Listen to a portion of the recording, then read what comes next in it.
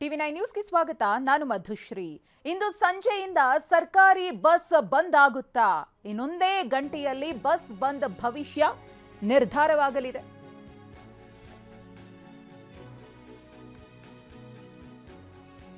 ರಾಜ್ಯ ಸರ್ಕಾರದ ವಿರುದ್ಧ ಸಾರಿಗೆ ನೌಕರರು ಸಮರ ಸಾರಿದ್ದಾರೆ. ನೌಕರರು ನೀಡಿದ್ದ ಡೆಡ್ಲೈನ್ 4 ಗಂಟೆಗೆ ಅಂತ್ಯವಾಗಲಿದೆ.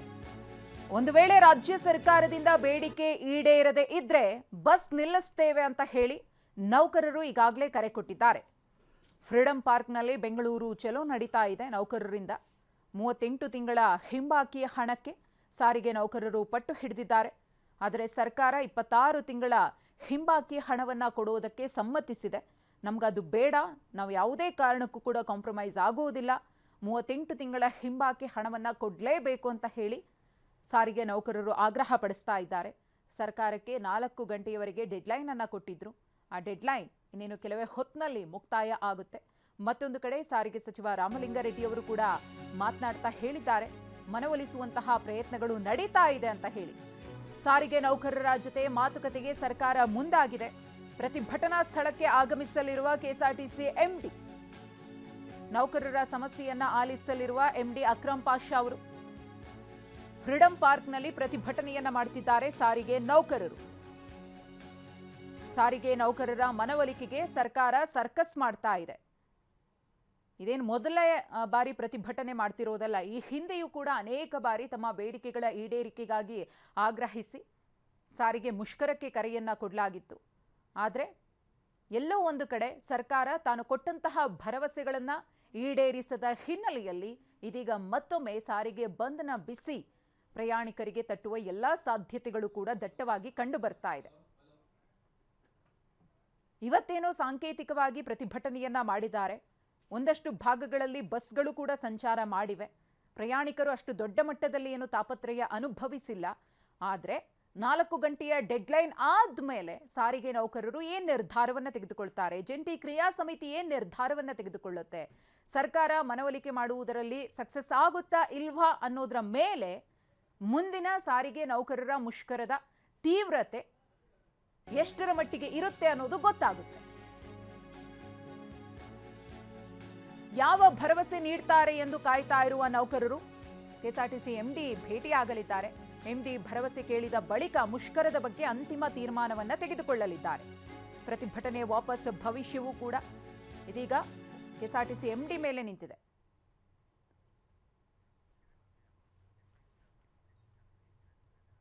ಈ ಕುರಿತು ಮತ್ತಷ್ಟು ಮಾಹಿತಿಯನ್ನು ಕೊಡೋದಕ್ಕೆ ನಮ್ಮ ಪ್ರತಿನಿಧಿ ಕಿರಣ್ ಸೂರ್ಯ ಇದೀಗ ನೇರ ಸಂಪರ್ಕದಲ್ಲಿದ್ದಾರೆ. ಕಿರಣ್ ಸೂರ್ಯ, ಸರ್ಕಾರ ಒಂದು ಕಡೆ ಸಾರಿಗೆ ನೌಕರರ ಮನವೊಲಿಸುವಂತಹ ಪ್ರಯತ್ನವನ್ನ ಮಾಡ್ತಾ ಇದೆ. ಆ ಭಾಗವಾಗಿ ಕೆಎಸ್ಆರ್ಟಿಸಿ ಎಂಡಿ ಅಕ್ರಮ್ ಪಾಷಾ ಅವರು ಕೂಡ ನೌಕರರನ್ನ ಭೇಟಿಯಾಗಲಿದ್ದಾರೆ. ಅವರ ಭೇಟಿಯ ಮೇಲೆ ಇದೀಗ ಸಾರಿಗೆ ಬಂದ್ನ ವಿಚಾರ ನಿರ್ಧಾರ ಆಗುತ್ತಾ ಅಂತ?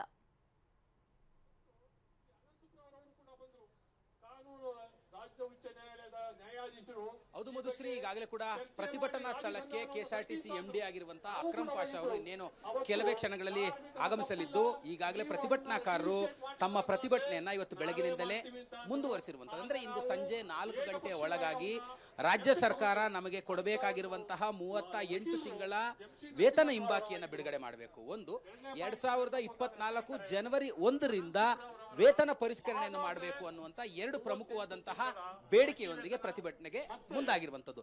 ಸಂಜೆ 4 ಗಂಟೆ ಒಳಗೆ ಸರ್ಕಾರ ಏನಾದ್ರು ಬೇಡಿಕೆಗಳನ್ನ ಈಡೇರಿಸದೇ ಇದ್ದಲ್ಲಿ ನಾಳೆ ಬೆಳಗ್ಗೆಯಿಂದ ಮುಷ್ಕರಕ್ಕೆ ಮುಂದಾಗ್ತೀವಿ ಅನ್ನುವಂಥದ್ದು ಒಂದು. ಎರಡನೇದು 4 ಗಂಟೆಗೆ ಜಂಟಿ ಕ್ರಿಯಾ ಸಮಿತಿಯ ಸುದ್ದಿಗೋಷ್ಠಿ ಕರೆದಿರುವಂತದ್ದು. ಆ ಒಂದು ಸುದ್ದಿಗೋಷ್ಠಿಯಲ್ಲಿ ತೀರ್ಮಾನವನ್ನು ಮಾಡ್ತೀವಿ, ಅಂದ್ರೆ ಮುಂದೆ ಏನ್ ಮಾಡಬೇಕು ಅನ್ನೋದ್ರ ಬಗ್ಗೆ ಚರ್ಚೆ ಮಾಡ್ತೀವಿ ಅನ್ನುವಂಥ ಒಂದು ಮಾತುಗಳನ್ನು ಕೂಡ ಹೇಳ್ತಾ ಇರುವಂತದ್ದು. ಅಂದ್ರೆ ನೌಕರರ ಪ್ರಮುಖವಾದಂತಹ ಬೇಡಿಕೆ ಇರುವಂತದ್ದು 38 ತಿಂಗಳ ವೇತನ ಹಿಂಬಾಕಿಯನ್ನ ನೀಡುವಂಥದ್ದು. ಅದರಲ್ಲಿ ರಾಜ್ಯ ಸರ್ಕಾರ ಈಗಾಗಲೇ ನಿನ್ನೆ ಸಂಜೆ 26 ತಿಂಗಳ 1271 ಕೋಟಿಯಷ್ಟು ವೇತನ ಹಿಂಬಾಕಿಯನ್ನ ಬಿಡುಗಡೆ ಮಾಡಲಿಕ್ಕೆ ಮುಂದಾಗಿರುವಂತದ್ದು. 2025 ಏಪ್ರಿಲ್ ತಿಂಗಳಿಂದ ವೇತನ ಪರಿಷ್ಕರಣೆ ಮಾಡ್ತೀವಿ, ಆದ್ರೆ ಎಷ್ಟು ಪರ್ಸೆಂಟೇಜ್ ಅನ್ನೋಂಥದ್ದನ್ನ ಮುಂದಿನ ದಿನಗಳಲ್ಲಿ ಕಾರ್ಮಿಕ ಮುಖಂಡರ ಜೊತೆಯಲ್ಲಿ ಕೂತ್ಕೊಂಡು ತೀರ್ಮಾನ ಮಾಡ್ತೀವಿ ಅಂತಂದ್ರೆ, ಹಿಂದೆ ಇದ್ದಂತಹ ಬಿಜೆಪಿ ಸರ್ಕಾರ 15ರಷ್ಟು ವೇತನ ಪರಿಷ್ಕರಣೆ ಮಾಡಿತ್ತು. ಇಂದಿನ ಕಾಂಗ್ರೆಸ್ ಸರ್ಕಾರ ಎಷ್ಟು ವೇತನ ಪರಿಷ್ಕರಣೆ ಮಾಡುತ್ತೆ ಇದನ್ನ ನಮಗೆ ತಿಳಿಸಬೇಕು ಮಾಡಬೇಕು ಅನ್ನುವಂತಹ ಪಟ್ಟಿನೊಂದಿಗೆ ಸಾರಿಗೆ ನೌಕರರು ಫ್ರೀಡಂ ಪಾರ್ಕ್ ನಲ್ಲಿ ಪ್ರತಿಭಟನೆಯನ್ನ ಮುಂದುವರಿಸಿರುವಂತ ನಾನು ಕೂಡ ನಿಮಗೆ ದೃಶ್ಯದಲ್ಲಿ ತೋರಿಸ್ತಾ ಇದ್ದೀನಿ. ಈಗಾಗಲೇ ಜಂಟಿ ಕ್ರಿಯಾ ಸಮಿತಿಯ 6 ನೌಕರರ ಸಂಘಟನೆಗಳು ಈ ಒಂದು ಪ್ರತಿಭಟನೆಯಲ್ಲಿ ಭಾಗಿಯಾಗಿರುವಂತದ್ದು. ಇನ್ನೇನು KSRTC MD ಅವರು KSRTC ಮುಖ್ಯ ಕಚೇರಿಯಿಂದ ಫ್ರೀಡಂ ಪಾರ್ಕ್ ನತ್ತ ಹೊರಟಿರುವಂತಹ ಹಿನ್ನೆಲೆಯಲ್ಲಿ ಪೊಲೀಸರು ಕೂಡ ಬಿಗಿ ಬಂದೋಬಸ್ತನ್ನ ನೀಡಿರುವಂತದ್ದು ದೃಶ್ಯದಲ್ಲಿ ತೋರಿಸ್ತಾ ಇದ್ದೀನಿ. ಸಾಕಷ್ಟು ಜನ ಪೊಲೀಸರು ಕೂಡ ಈಗಾಗಲೇ ಆಗಮಿಸಿ ಯಾವುದೇ ತರವಾದಂತಹ ಅಹಿತಕರ ಘಟನೆಗಳು ನಡೀಬಾರದು ಅನ್ನುವಂತಹ ಹಿನ್ನೆಲೆಯಲ್ಲಿ ಮುಂಜಾಗ್ರತಾ ಕ್ರಮಗಳನ್ನು ತೆಗೆದುಕೊಂಡಿರುವಂತದ್ದು. KSRTC MD ಬಂದು ಏನೆಲ್ಲ ಭರವಸೆಗಳನ್ನ ಕೊಡ್ತಾರೆ ಅಂದ್ರೆ ಸಾಕಷ್ಟು ಈಗಾಗಲೇ ಅಂದ್ರೆ ಏನು 38 ತಿಂಗಳ ವೇತನ ಹಿಂಬಾಕಿಯಲ್ಲಿ 26 ತಿಂಗಳು ಕೊಡ್ತೀವಿ ಅಂದಿದ್ರು, 24ರಲ್ಲಿ ವೇತನ ಹೆಚ್ಚಳ ಆಗಬೇಕಾಗಿದ್ದು 25 ಏಪ್ರಿಲ್ ನಲ್ಲಿ ಮಾಡ್ತೀವಿ ಅಂದಿದ್ರು. ಈ ಎರಡೂ ವಿಚಾರಕ್ಕೆ ಸಂಬಂಧಪಟ್ಟಂತೆ KSRTC MD ಅವರು ಏನ್ ಭರವಸೆ ಕೊಡ್ತಾರೆ, ನೌಕರರ ಜೊತೆಯಲ್ಲಿ ಮಾತಾಡಿ ಅವ್ರನ್ನ ಮನೆ ಒಲಿಸ್ತಾರ ಅಥವಾ ನೌಕರರಿಗೆ ಏನು ಅಂದ್ರೆ ಮುಂದೆ ಎಷ್ಟು ಪರ್ಸೆಂಟೇಜ್ ಅಷ್ಟು ಹೈಕ್ ಮಾಡ್ತೀವಿ ಅಂತ ಹೇಳ್ತಾರೆ. ಇದೆಲ್ಲದನ್ನ ಆಧರಿಸಿ ನೌಕರರು ಮುಂದೆ ಏನ್ ಮಾಡ್ಬೇಕು ಅಂದ್ರೆ ಈಗಾಗಲೇ ಏನು ಅವ್ರು ತೀರ್ಮಾನ ಮಾಡದಂತೆ ಸಂಜೆ 4 ಗಂಟೆಗೆ ಸುದ್ದಿಗೋಷ್ಠಿಯನ್ನು ಕರೆದು ಮುಂದಿನ ಹೋರಾಟದ ನಿರ್ಧಾರವನ್ನ ತಿಳಿಸುವಂತಹ ಎಲ್ಲ ಸಾಧ್ಯತೆಗಳು ಕೂಡ ಇರುವಂತದ್ದು. ಧನ್ಯವಾದ ಕಿರಣ್ ತಮ್ಮ ಮಾಹಿತಿಗಾಗಿ.